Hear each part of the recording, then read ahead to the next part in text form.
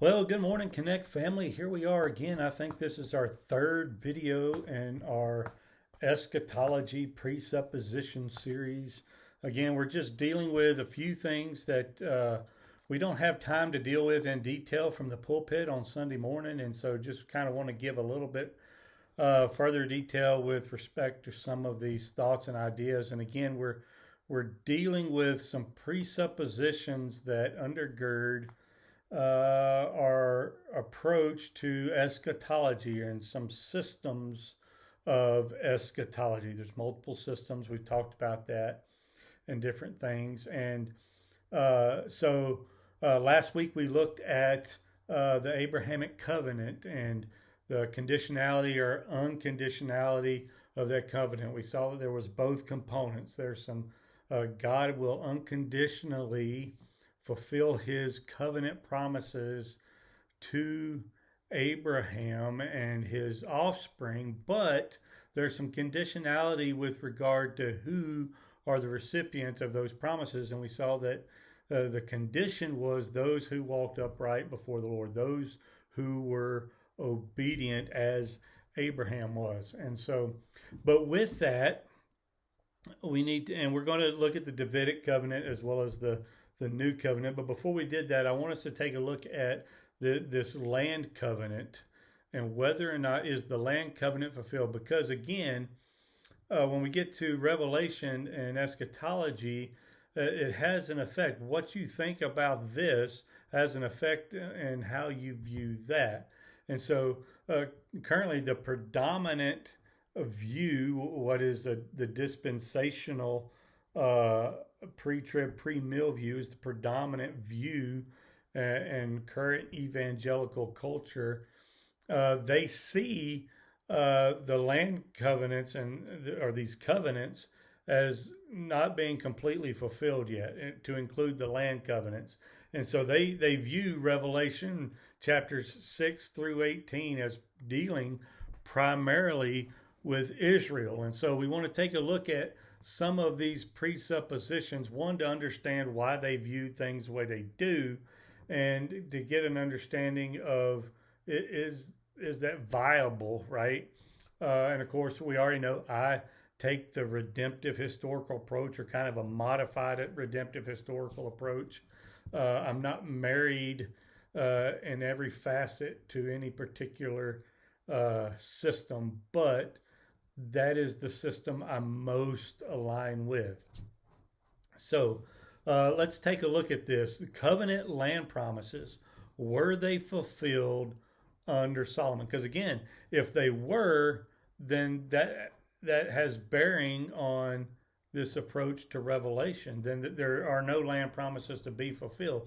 This goes into some of these other covenant promises.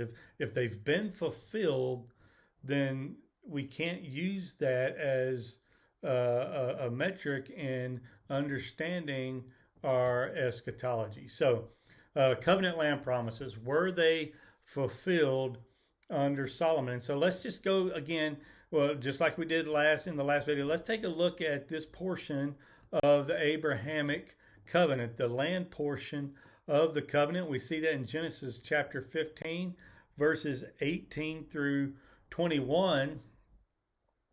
And Abraham says, on that day, the Lord made a covenant with Abraham, saying, to your offspring, I give this land, from the river of Egypt to the great river, the river Euphrates, the land of the Kenites, the Kenizzites, the Cadmonites, the Hittites, the Perizzites, and the Rephaim, or the Rephaim, the Amorites, the Canaanites, the Girgashites, and the Jebusites. So this is what God has broken out as the land promise, the land covenant. This is what I will give you. This is what he told Abraham. So let's take a look at what the land was under Solomon. What did God say that Solomon had under his rule, or his dominion, if you will? We see this in 1 Kings chapter 4, verses 21 through 24. Solomon ruled over all the kingdoms from the Euphrates to the land of the Philistines and to the border of Egypt. They brought tribute and served Solomon all the days of his life. Solomon's provision for one day was 30 cores of fine flour, 60 cores of meal, 10 fat oxen and 20 pasture-fed cattle, yada, yada, yada, gazelles, roebucks, fattened fowl. He had a lot of stuff, right? For he had dominion over all the region west of the Euphrates, from Tiphsah to Gaza, over all the kings west of the Euphrates, and he had peace on all sides around him.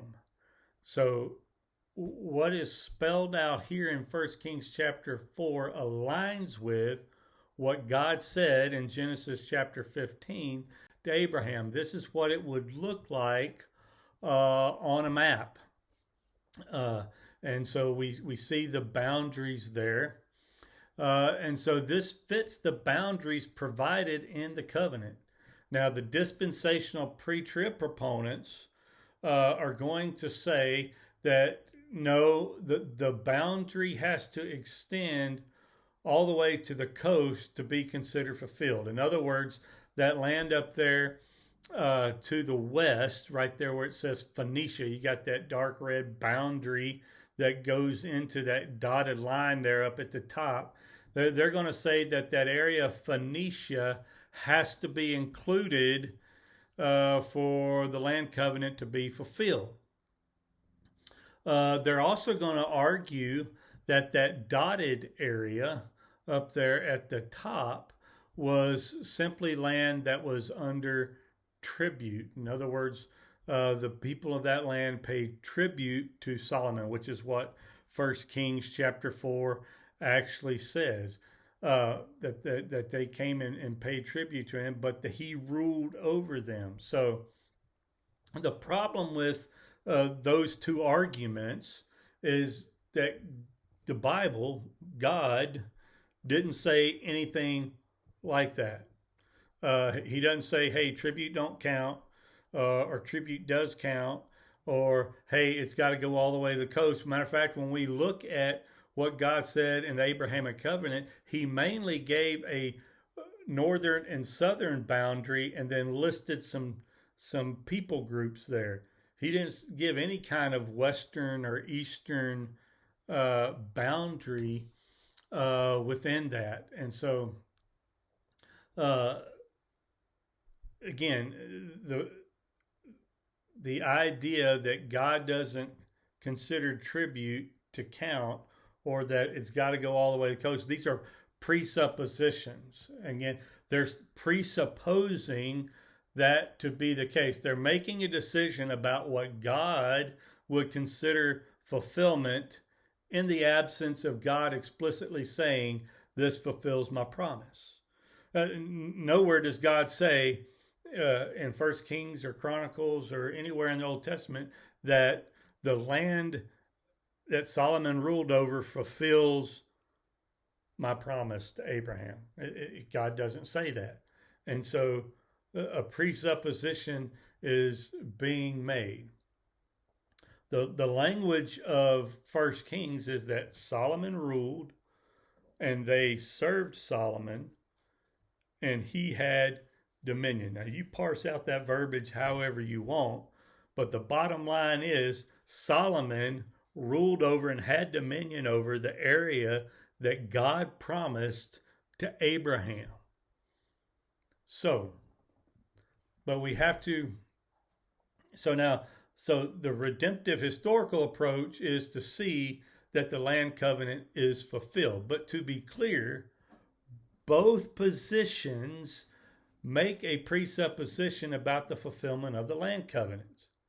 Again, God does not explicitly say, this fulfills my covenant promise. He doesn't say that. He also doesn't say that it doesn't. The understanding that the land covenant could actually have been fulfilled actually has the stronger textual support, though. Right? Again, the argument, well, that was tribute, that don't count.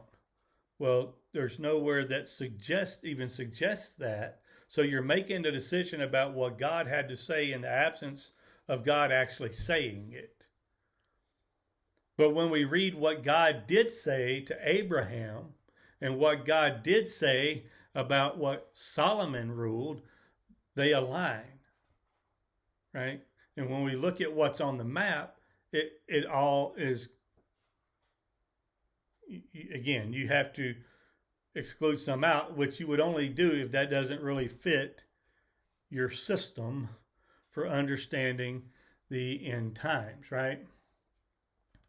The point is this: using the idea that the land covenant is yet to be fulfilled as one of the main pillars of your eschatological system, based on the presupposition that tribute don't count, leads to a very shaky system. The reality is, it is very highly likely that the land covenant was actually fulfilled under Solomon. And if that's the case, then there is no.